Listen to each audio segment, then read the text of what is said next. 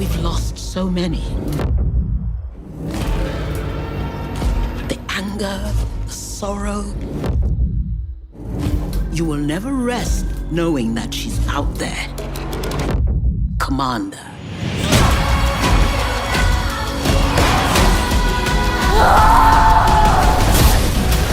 Silco spent his whole life trying to rally the Undercity together.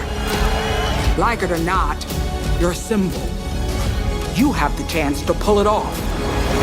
Here I am, your big fat hero. Hi, my name is Zach. I'm speaking for Feature First. Firstly, congratulations on the show. It's one of the most successful animated series in recent years, and personally, I love the show a lot. It means a lot to me. And so, to start from the beginning of the show, I believe the project was pitched around 2014 to 2015, the idea of the show, and the production took about 6 to 7 years until season 1 released. Could you explain your creative process on taking that amount of time and the joy you felt on first releasing the show back in 2021? Allez, go, c'est toi. Yeah, it took a lot of time, but you have to consider that the length of the show is you can compare it to three feature film per season, you know. So actually, like 3 years per season is not that much if you consider that. I mean, I don't want to brag about it, but while we were doing season 1, there was something in the air in the studio that felt right, you know, and like the excitement of every artist who worked on the project felt different. You know, it's such a time-consuming and challenging job that we are doing. Most of the time during the production of a show, you know, you can be a bit, moody or unhappy, and that wasn't the case on Arcane. So again, we didn't want to brag too much, but we felt we had something great. And when the first season got released, the reaction of the fans were awesome. We had previously released a few short film for Riot, and we could tell in the comments like the people were reacting like super positively. So we were a bit confident. What was the question again? Just the amount of time that it took and just the joy and the creative process. Yeah, I mean, to echo Bart, like, it was thrilling every day to wake up and have that. I mean, it's honestly like so much so that it's hard to not have it in my life anymore. I was on the music team, and it was just a real joy and a feast to fill up their images with music, be it score or songs. For me, it was my favorite thing I've ever done, and I've honestly never like felt so connected to a project before. And I think it was just because it was so contagious how much we were all just falling in love with this thing as we were building it. Makes sense. And my question for Pascal, as the as the co-founder of Fortiche, I previously they worked on shorts and music videos. So could you describe the transition from those projects to one of the most successful Netflix shows and how it felt like making that big jump as a director? But it's funny because everybody asks this, and and you don't see really. You have some technical aspects you are in front of. When you are 20, it's not the same when you are 500. But we have some people who really appreciate from the beginning on this project. Animation was a big thing for us because we are an animation studio of animation, but. Generally, it was very difficult to find animators. We were lucky to hire this guy beside me at the beginning, and because we were not on the same software, we were used to work on 3ds Max, and for this project, it was very important to change and be on Maya just to find a lot of animators. And for me, it was something I was like, wow, it will be very difficult. And finally, no, So we have hired a different person during season 1, and especially as a pilot, because we have a pause during the pilot and the other episode. But after, every I think it was easy just because, as we said just before, we took so many pleasure that people who start to work on it start to say, hey. You need to look at what they are doing. it's like you can enjoy it. It's something different, and so many difficulties. It's very grow. You feel it very very fast, because we are 50 and after 120 and suddenly 400. But you also focus on the project. As a founder, I'm not the only one who manage a studio. We have some people who are hiring and everything. So we are so focused on the creative parts that you just realize that more and more people, some you don't know. I like when I know everybody, and suddenly you say, "Oh, I don't know him," but it's still big family spirit in Fortiche. So no big difficulties. And to talk about your roles in the show, in season 1 you primarily as a director, and in season 2 it says you are supervising director, and for Bart you stepped from an animation director from season 1 to a director in season 2. Could you share how that transition between these different roles worked and how it was like working together? But for me, it was logical just because we are still behind season 2. You are already done on season 1, so it's also I will not say easier because it was not either at all as a director. But the goal was to produce new project and to focus on new project. And today we are sharing. We are four creative director in Fortiche, and we are sharing different project but we are still all in each project because we are waiting for the appreciation of each part of the studio.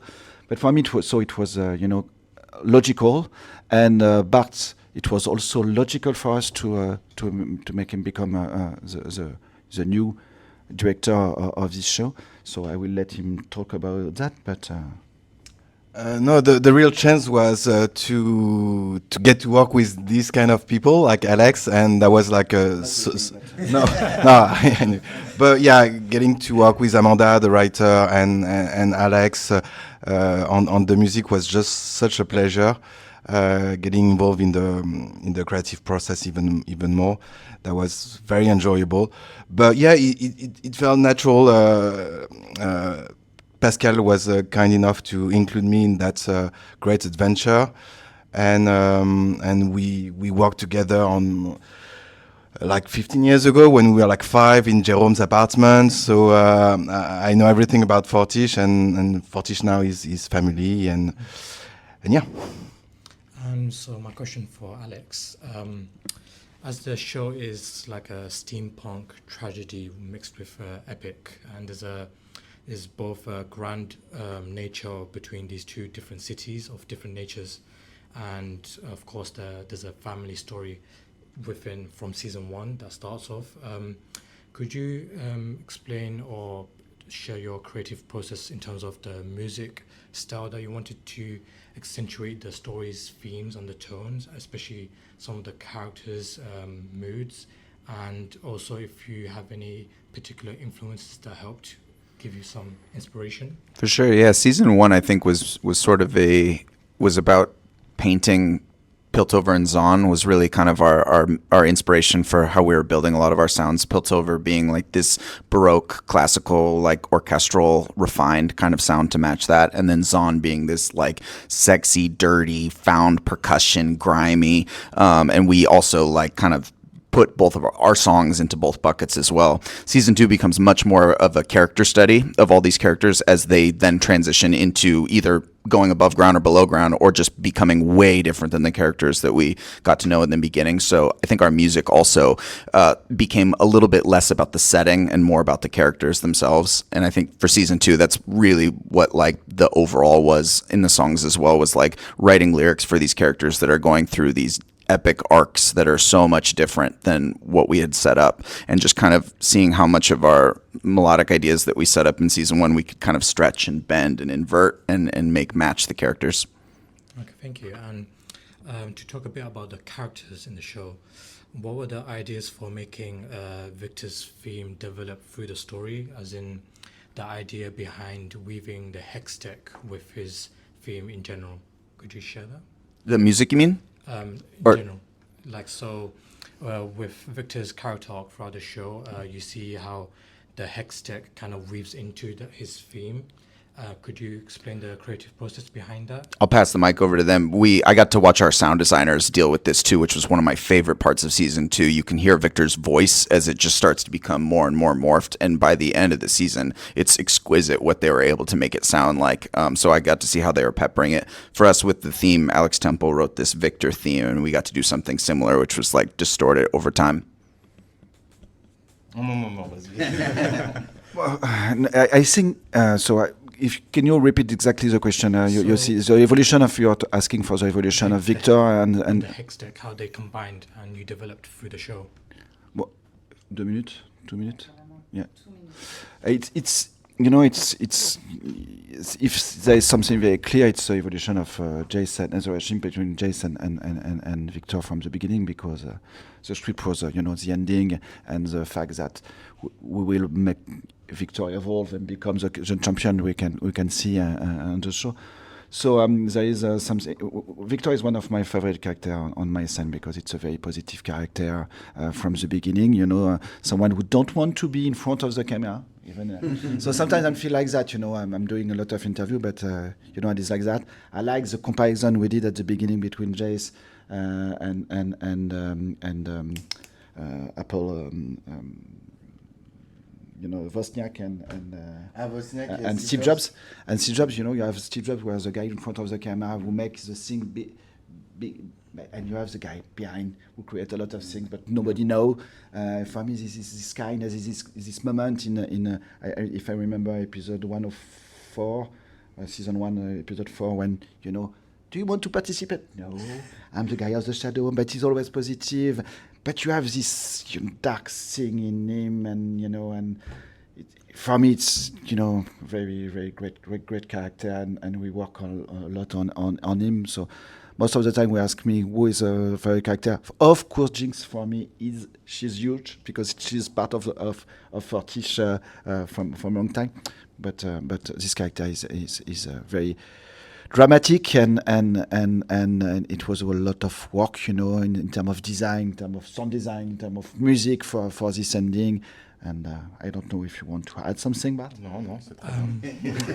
My final question will be, in season 2, episode 7, a major episode will be about the alternate universe. Could you share why you wanted to explore that side of another world, of these specific circumstances for Ekko, Jinx, and Jace as well? But when we start, on the episode, on season 2, we know that we have too many characters in the show, and we need to make them disappear. And when we discuss with Amanda, Alexi, and Christian about the script writing, we discuss about the fact that in the 207 we are structured together the writing of this. Basically, the goal was to make a very intimate episode with where is Jace, where is Ekko, where is Emma, and so we found this idea to have a very at the beginning very simple episode, because we know that behind we will have the episode 8 and especially the episode 9 will be very difficult. In a way, we are thinking about that. And with Amanda, suddenly she took this episode and make him, emotional, bigger with the relationship with. We have the idea from the beginning to Ekko sees this powder, but there is some emulsion and work together. We make this episode bigger and bigger. The music, of course, was a big part of the success also of this episode.